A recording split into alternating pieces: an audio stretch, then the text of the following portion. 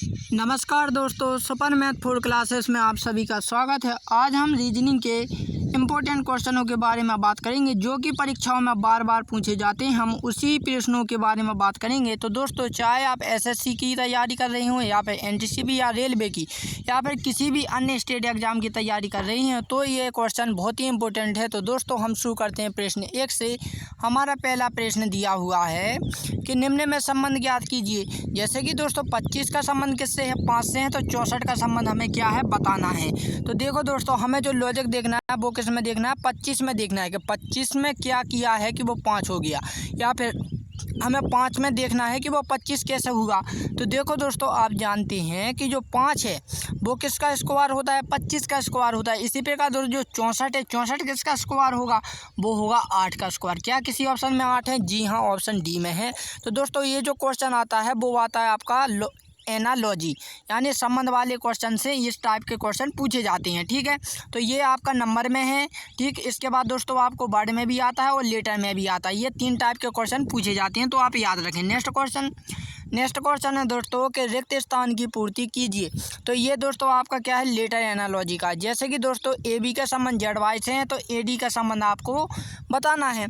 तो देखो दोस्तों, इसमें क्या हुआ है कि जो ए है, ठीक है ना, ए के पीछे क्या आता है दोस्तों? जेड आएगा, क्योंकि दोस्तों जब हम ए से पीछे जाएंगे दोस्तों तो जेड मिलेगा। ठीक है ना। ठीक, यहाँ पर बी लिख लेते हैं, यहाँ पर सी, यहाँ पर डी, यहाँ पर ई। ठीक है ना, इतने लिख लेते हैं। यहाँ पर जेड के बाद वाई, एक्स और डब्ल्यू हमने यहाँ पर इतने लिख लिए। ठीक है ना। तो जेड के जब हम पीछे जाएंगे दोस्तों, ए के पीछे जाएंगे तो हमें जेड मिलेगा। ठीक है ना। और बी से, बी के बाद दोस्तों हमें और पीछे जाएंगे तो क्या मिलेगा? वाई मिलेगा। ठीक है ना, क्योंकि दोस्तों वाई के पीछे क्या होगा? यहाँ पर होगा। तो दोस्तों यानी कि दोस्तों उसके पीछे वाला शब्द हमें यहाँ पर बताना है। ठीक है ना। तो ये हमारा लॉजिक हुआ। इसी प्रकार दोस्तों ए है, ए से पीछे हमें क्या मिलेगा? जेड मिलेगा। अब हम जेड के बाद दोस्तों डी है, डी कितने नंबर पर आता है? 4 नंबर। तो पीछे से हमें 4 नंबर पर क्या मिलेगा दोस्तों? जेड से 4 नंबर पर डब्ल्यू मिलेगा। तो डब्ल्यू इसका हो जाएगा। ठीक है ना। तो जेड डब्ल्यू किसी ऑप्शन में है? जी हाँ, ऑप्शन क्या है? सी में है। तो इसका राइट आंसर हो जाएगा क्या? Z W. ठीक है। Next question. तो नेक्स्ट जो क्वेश्चन है दोस्तों, रिक्त स्थान पर शब्दों को ज्ञात कीजिए। ये दोस्तों आपको वर्ड एनालॉजी का क्वेश्चन है। आपको एक इस टाइप से भी पूछा जाएगा। जैसे सब्जी का संबंध दोस्तों नमक से है, उसी प्रकार दूध का संबंध हमें यहाँ पर बताना है। तो देखो दोस्तों, आप सब्जी तो आपने देखी होगी, पनीर की बनाते हो, किसी की भी बनाते हो, चाहे फिर वो आप मांसाहारी हो या कोई भी, नमक तो हम सभी में डालते हैं। ठीक है, तो नमक डालते हैं दोस्तों। तो इसी प्रकार दूध में हम क्या डालेंगे या फिर क्या हो करते हैं हम दोस्तों? तो इसका कुछ बच्चे ने राइट आंसर पानी लगाया। ये दोस्तों हो सकता है कि पानी इसका राइट आंसर होगा, लेकिन दोस्तों यहाँ पर पानी इसका राइट आंसर नहीं है, क्योंकि दोस्तों आप देख रहे हो सब्जी में हम ठोस पदार्थ डाल रहे हैं। दोस्तों हम देखो सब्जी में पानी भी डालते हैं, ऐसी बात नहीं है, पानी भी तो डालते हैं। तो पानी क्यों नहीं यहाँ पर उन्हें पानी करना था कि जैसे सब्जी का संबंध पानी से होता, तो हम मान सकते थे कि पानी होगा। लेकिन यहाँ पर हम ठोस शब्द यानी ठोस धातु डाल रहे हैं, यानी ठोस पदार्थ यहाँ पर सब्जी में मिला रहे हैं। इसी प्रकार दोस्तों इसमें भी हम ठोस क्या मिलाएंगे? या तो मिश्री मिलाएंगे या फिर हम शक्कर मिलाएंगे। ठीक है, तो ऑप्शन डी इसका राइट आंसर हो जाएगा चीनी। चीनी हम दोस्तों क्या दूध में मिलाते हैं? क्या दिखती है? नहीं दिखती। इसी प्रकार जो नमक है, नमक भी हमें सब्जी में नहीं दिखाई देता। ठीक है, तो दोस्तों इसका जो राइट आंसर होगा वो होगा ऑप्शन डी। नेक्स्ट जो क्वेश्चन है दोस्तों, रिक्त स्थान की ज्ञात कीजिए। तो दोस्तों ये आपका क्या आता है? मिक्सड आता है। ठीक है ना, इसमें नंबर और क्या लेटर दोनों ही मिक्स होते हैं। तो इस टाइप के क्वेश्चन आपको कैसे करने होते हैं दोस्तों?